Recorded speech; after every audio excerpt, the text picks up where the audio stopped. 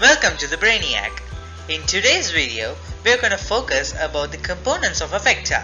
We've already seen the introduction to vectors. As we succeeded in understanding those concepts, let us excel in the components of a vector too. Come, let us go into the video.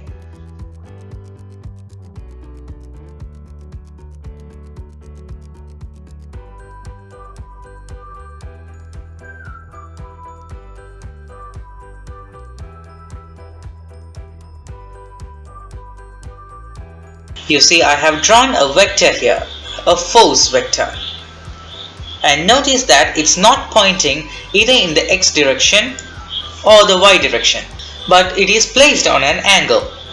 What I can do now is, I can project this vector to the both x and y axis by drawing two dotted lines.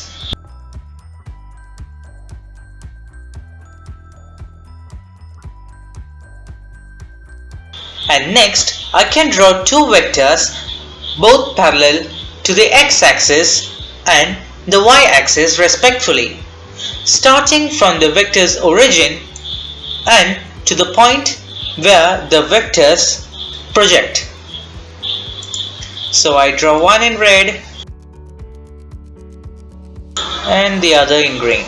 Now if you see, these vectors have a magnitude and a direction.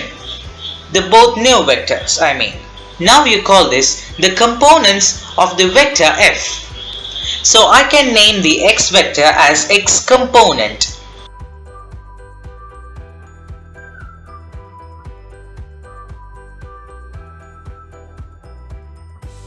And the y vector as y component.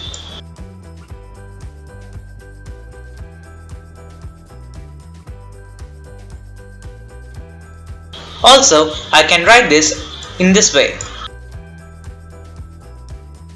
F subs x, and do not forget the arrow, and the same here. F subs y with an arrow.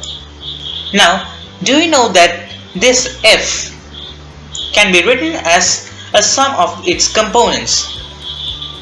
So even I can say it like this. F with an arrow is equals to the component x plus the component y. The component of x has a magnitude of 4 and the component of y has a magnitude of 3. So it can also be written as follows. Again, f with the arrow equals to, you can substitute the value of the component of x to its magnitude. 4 newtons to the x direction, remember this? And then we substitute the value of the y component. 3 newtons to the y direction. Now you can also notice that we can find the value of the vector, the magnitude of the vector f, using the Pythagoras theorem. And also, for another fact, vectors are movable because the magnitude of this vector and this projection of the vector are same. So you can move this vector to this position. So if you apply the Pythagoras theorem, it is as follows.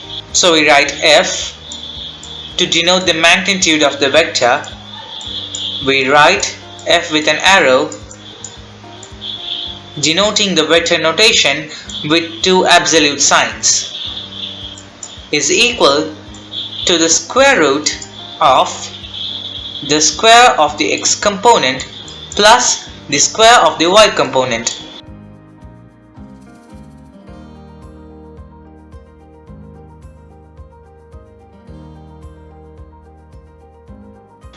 So again we substitute the values. So we substitute the value 4 newtons squared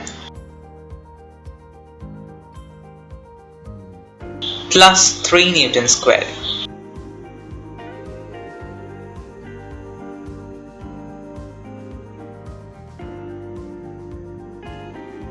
So finally, the magnitude will be 5 newtons. So finally, there is the magnitude of F, 5 newtons. And don't forget, the direction is an angle. In this video, we saw what are the components of the vector and how to denote the component of a vector and how to find the magnitude of an unknown vector denoted in an angle direction. And in the future, we also will discuss how to find the angle of the vector. So for that, you have to subscribe to our channel. And do not forget to click the notification icon near the subscribe button, which looks like this. And also do not forget to subscribe to our sponsors Funfetti Kitchen. Cooking is fun. Check out their latest video on homemade moldless ice cream. Yummy and delicious.